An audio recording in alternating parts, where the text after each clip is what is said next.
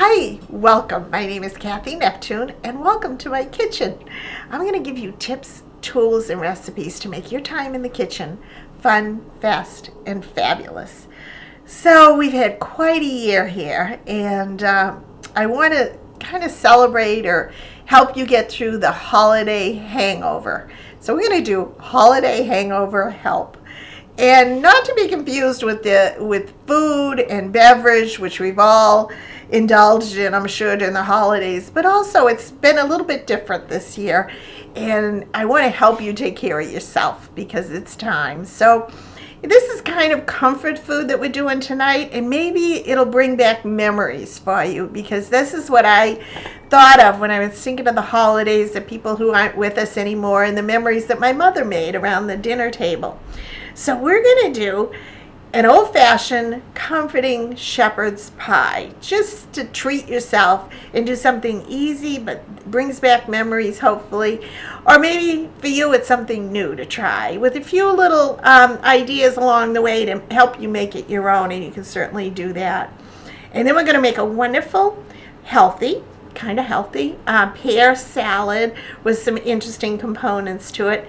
And then if you're not quite decided if you like salty or sweet as a treat after your dinner, maybe you don't have to decide between the two. So I'm going to share that with you too. So we're going to get started on our shepherd's pie, and I'm going to show you I browned some hamburger in a pan right here so that it's almost done. It's not quite there, and I'm going to take a little bit out of the pan because I'm going to add onions, and I'm going to make some with and without onions, because this is for dinner for tomorrow night for some friends, a friend of mine who doesn't like onions. So I'm going to put some in there. And then on into this pan, I'm going to add just some chopped red onions, probably about, this is a little over a pound of meat, hamburger, so we're going to add some chopped red onions, and that's probably 1/3 of a cup. And I'm going to saute those on the pan.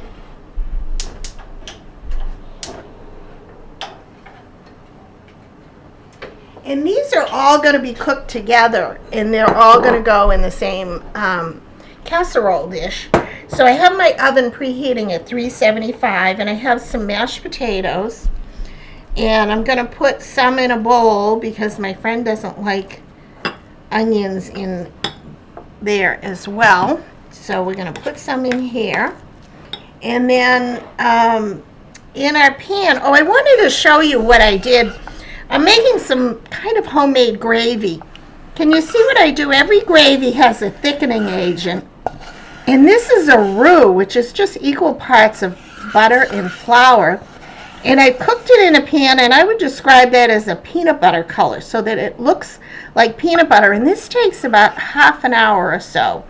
So don't skimp on that. You want to keep that going. And then I'm going to warm up some beef stock that I have here, and I'm just going to warm that up on the stove, and that's going to be added to our base. And you always want to add your liquid that's hot to a roux base so you don't get lumps. So we're going to turn that on, and that's a good tip to know. This will give your gravy and your sauce a wonderful depth of flavor that you're going to be really surprised at how good it is. I've also sauteed ahead of time some mushrooms, and I'm going to add that to the mixture, and I'm going to put a little beef in here, little mushrooms in here because they're going in the same pan with the onions, so she's not going to like that. So I'm going to put those in. And also, these are just ingredients you can have on hand. This is a frozen bag of mixed vegetables, and I'm probably using a cup in total, but it's got peas and carrots and corn and green beans, and I'm going to add our mushrooms to that.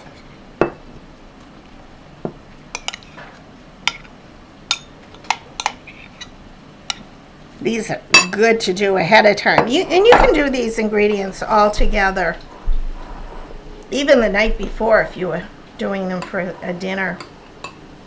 And so we're going to set that aside. I'm going to check on my hamburger, see what's going on with that.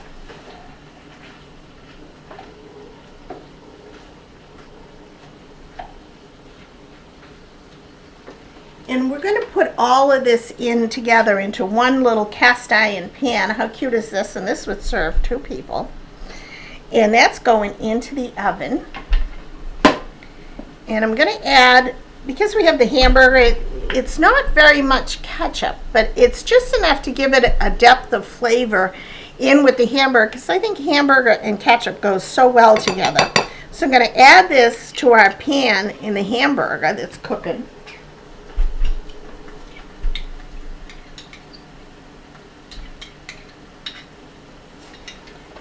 And that's probably 2 tablespoons all together. So that was easy. And then into our mashed potatoes, I'm going to add some cheddar cheese. Why not? And that's probably a 1/2 cup or so, more or less, just to give it a nice flavor. And of course, my potatoes have been seasoned with just salt and pepper and a little bit of butter. And these are the other potatoes that are going on top. And we're going to blend that in there. And this is going to be the topping on our shepherd's pie. And you could do this with like a chicken pot pie the same way, do a nice dark roux like this and add your chicken, and if you have leftover gravy. It's awesome to use, and these are things that you can have on hand, or certainly run to the store and get and cook them up as you need them. So we've got that, we've got this little topping. And then I'm going to bring my pan over. Let me see if this is boiling yet.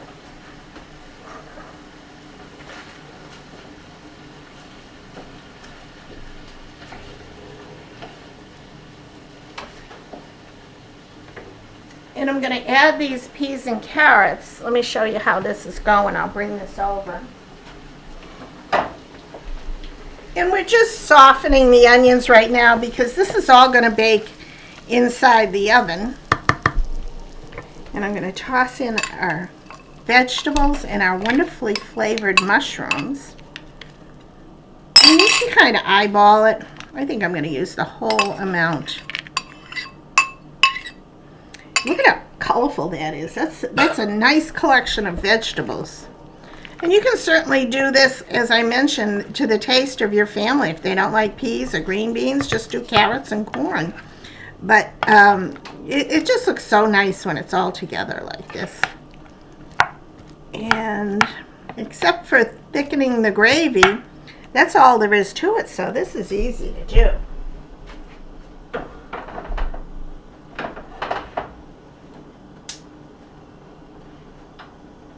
I'm just going to set that on low for a minute and let that go. We got our cast iron pan. Get yourself a nice cast iron skillet. You can even do this in a larger one.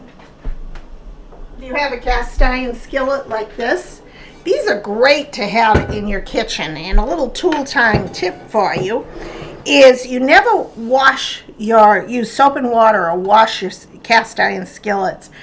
What you want to do is season them and let them protect the food that you have. And if you use soap, it's going to take all the seasoning out. And it also leave a soapy flavor in your cast iron. So the best way that I do is right after the first few times you use it, you put a little bit of vegetable oil in here and just put it in the oven or on the top of your stove. And that helps absorb the oils. And then every time you use it and you want to clean it, just put it under hot water, dry it out really well, or just pop it on your stove top and let the heat dry your cast iron very well. Because if you don't protect it like that and dry it, they could rust. But I've had this for years and they become so nice and non-stick. So if you're doing one big dish, you could do it all in a big one or small one. They even have individual ones and they're just great to have. Just don't drop them if you have tile on your floors. They are heavy. And then I store mine all the time in my oven because the heat, it just loves to have the heat.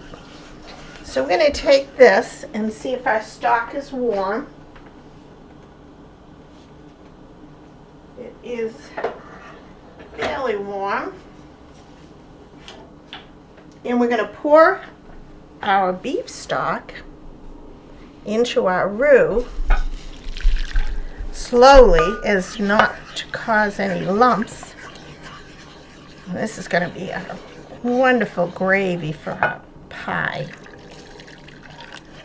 So let's just bring that here. You can certainly use a whisk, but I don't think it's necessary right now. It'll thicken up as it cooks too. I'll add some more.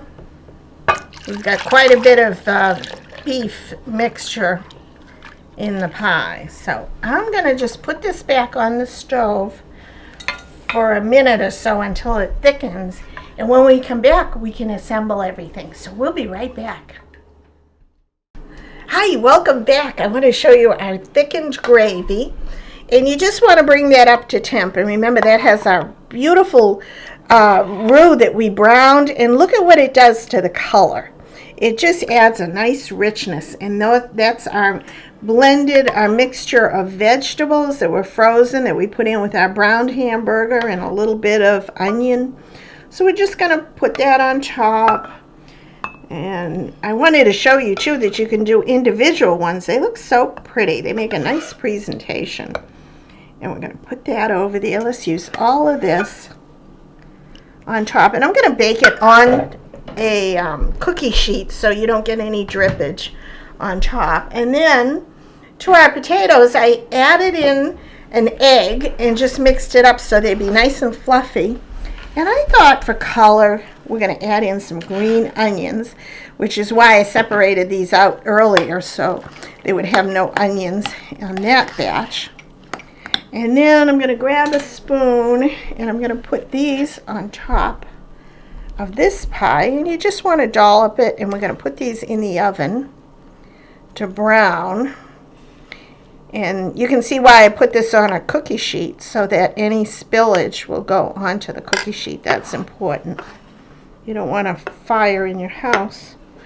So we're going to blend this with the egg and seasonings. And speaking of seasonings too, I don't know if I mentioned when you're doing your cast iron skillet, when you get your pan, your cast iron brand new at home, you want to wash it out, of course, and then add some vegetable oil and put it in your oven at about 350 for about an hour or so to really bake that seasoning into your new cast iron skillet. And then you just, every once in a while, if you wanted to do that and re-season it, it's good to do every once in a while. But usually the oils from cooking your meats and so forth kind of season it as well. But just remember to always have it dry after you rinse it out or wash it.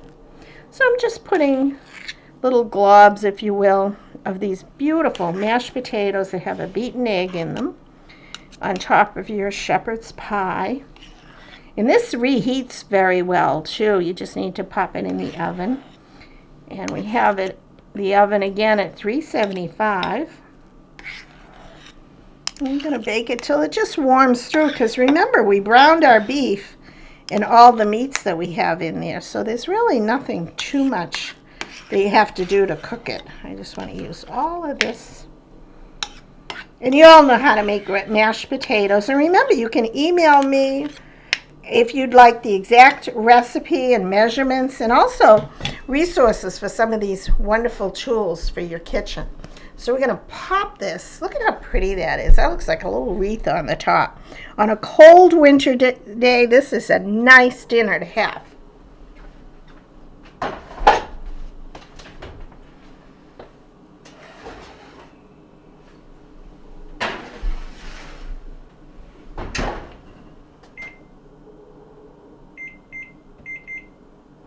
So we'll do about 35 minutes, just until the potatoes are nice and cooked. Now we're going to start on our pear salad, which is fun. Look at all the ingredients we have here. And I'm going to make my own dressing because I like to control what I have in the ingredients for the dressing. So I'm going to start out in the bowl, and I mix my dressing right at the bottom of the bowl. Look at all these wonderful ingredients. I'm going to start out with a little bit of balsamic dressing. And I encourage you to try all these wonderful flavored vinegars. And this happens to be a balsamic with garlic in it, a sweet balsamic with garlic, which I think is kind of fun, and it smells really good. And then we're going to take a whisk and whisk in some good quality olive oil. About 2 parts olive oil to 1 part vinegar.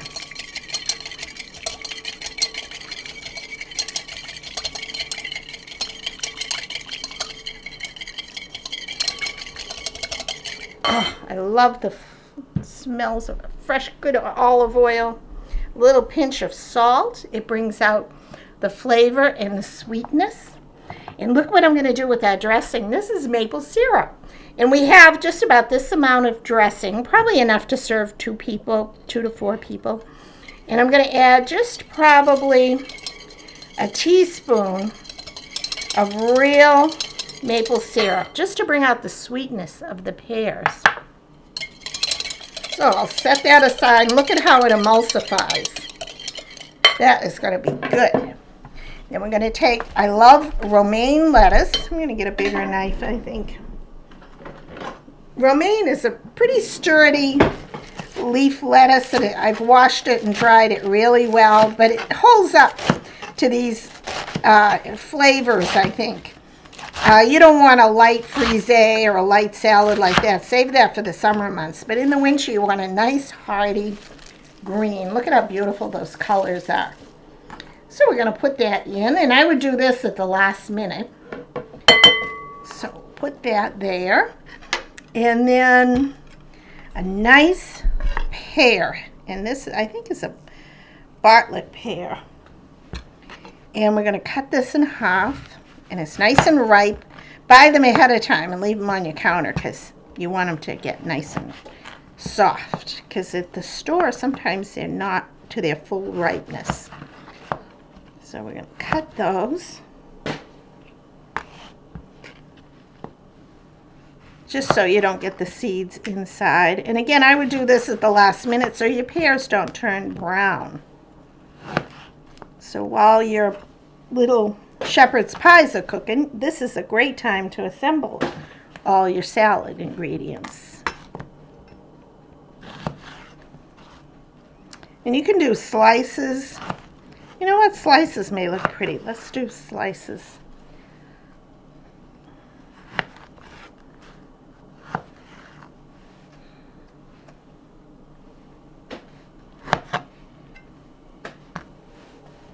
You could also substitute an apple if you wanted to do something a little crunchier. I think these are good. Sometimes if I'm going to somebody's house for dinner too, I offer to bring a salad. This would be a great salad to bring because it's light and it's different flavors that you probably don't have all the time.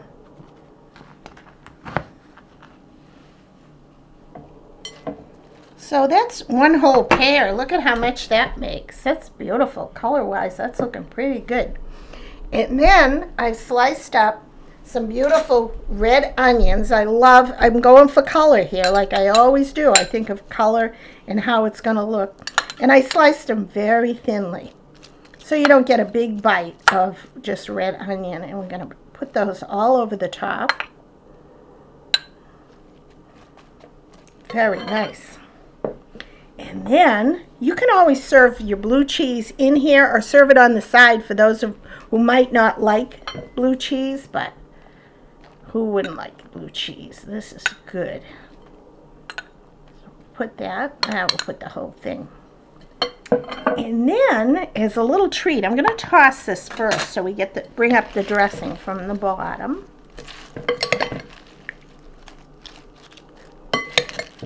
The maple syrup is going to give this a wonderful flavor underlying with the blue cheese and everything. It just brings out the saltiness of the blue cheese.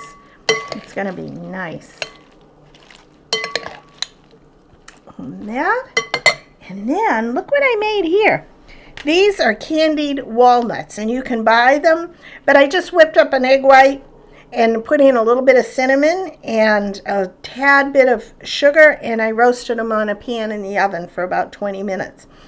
And stir them often, but the egg white inside helps the cinnamon and sugar adhere to the candied walnuts, so you can make your own.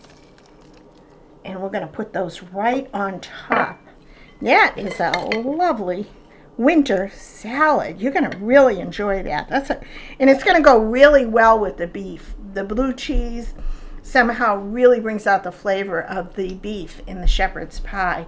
So we're going to check on that and wait until you see what we're having for dessert. It's really fun. We'll be right back. Hi, welcome back. Look at what we have here. What do you think we're going to do with these? And peanut butter and chocolate. How fun is this? So, like I said, if you can't decide if you want sweet or salty or something healthy, we're going to do it all, and it's really easy, and it's fun to do, and you can get the kids involved in this. You take a regular round cracker, the kind we all grew up with, and you put a little dab on the cracker, and I try and keep them all on the outside. See, there's an inside and an outside of the cracker, and like I said, get the kids involved.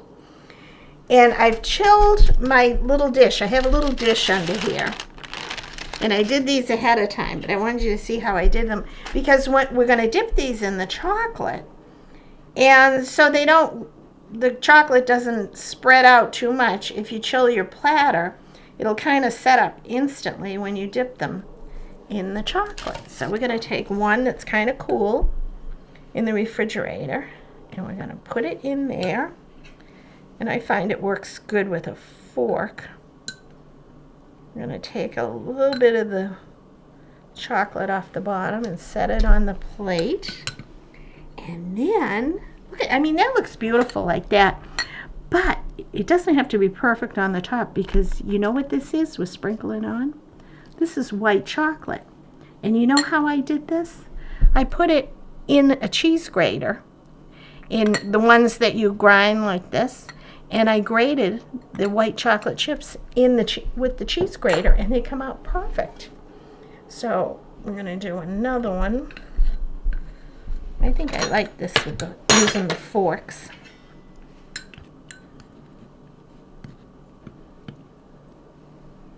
You could decorate these. Wouldn't these be fun for Valentine's Day? You could put those little candied hearts on the top. For Christmas, you could put those little round peppermint candies, the red and white ones, on there for Christmas. But these are so yummy. You wouldn't believe the 3 ingredients like this would be so good. And who knew you could make these out of saltine crackers? Oops. And I'm going to put that over there. And then we're going to dip a few more. Now, in the chocolate mixture we have, things you probably have on hand. Always have the semi-sweet chocolate chips in your pantry. And I melted those, probably half a package or 6 ounces of semi-sweet chocolate chips, with about a tablespoon of vegetable shortening. And you put them on the microwave on high for 1 minute only. And then mix it after a minute. And then keep an eye on it and do 30 seconds more, until they're all melted, and you just mix and keep mixing them up, and you have the most delicious glaze. And you could even use this on a cake, the top of a cake, if you don't like to frost cakes. It's really easy to do, and it's things you have in your pantry if you're ready and you need to do something fun for school treats or to bring to a friend's house. How good is this?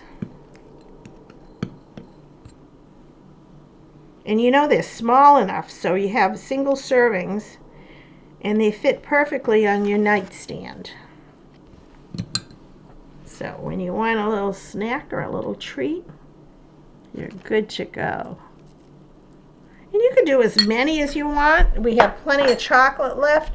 Pop that back in the refrigerator, dip strawberries in that. That makes a good chocolate dipped strawberry. And then these are some I did, and I popped them in the refrigerator probably oh, I don't know, half an hour or so. But look at how beautifully they come out, and they set up in the refrigerator, and you're good to go. These are our little, I don't know, chocolate covered crackers. They're just a great treat to have on hand. So I'm going to put these in the refrigerator just to chill for a few minutes. And when we come back, our shepherd's pie should be all ready to go. I'm going to put everything together, and this is your treat to yourself. Great comfort food to have for your holiday hangover help. We'll be right back. Hi, welcome back. Look at our wonderful holiday hangover help. Just for you, because you earned it during the holidays, and I hope you try these recipes. Look at our beautiful, beautiful shepherd's pie for two, and then we have individual ones too, so whichever way you want to go, in our beautiful cast iron pan. And I want you to get one because it's so comforting and so homey to have these on hand. It just makes everything look special, and big chunks of your browned, nicely browned roast beef, hamburger. And the potatoes, look at, we added an egg into our mashed potatoes, and look at how golden they come out of the pan. And all those veggies and a little bit of cheese in there as well. That, on a cold winter night, that is a good thing to have on hand. And you could probably even freeze it if you have leftovers, but trust me, I don't think you'll have leftovers on these. Our wonderful pear salad with balsamic and some wonderful candied walnuts and blue cheese, and a great and flavorful dressing that, don't forget, we used maple syrup in there just to tweak it up, just to make it special for you. And our salty and sweet crackers stuffed with peanut butter, those are going to be a hit with the kids too. I'd say those would be good any time of the year, depending on how you dress them up. In the summer, you could put a beautiful red raspberry on there. You could even put a little raspberry jelly in there with the peanut butter, and just make it your own signature dessert. I think everybody will really get a kick out of those. Those are great to have. And I want to thank you all for all your emails and your suggestions and your questions. You're out there cooking, we're at home. And that's the best use of your time. There's something very comforting about cooking and sharing with others too. So I'm happy to share with you, and keep those emails coming. Thank you so much for watching, and may the fork be with you.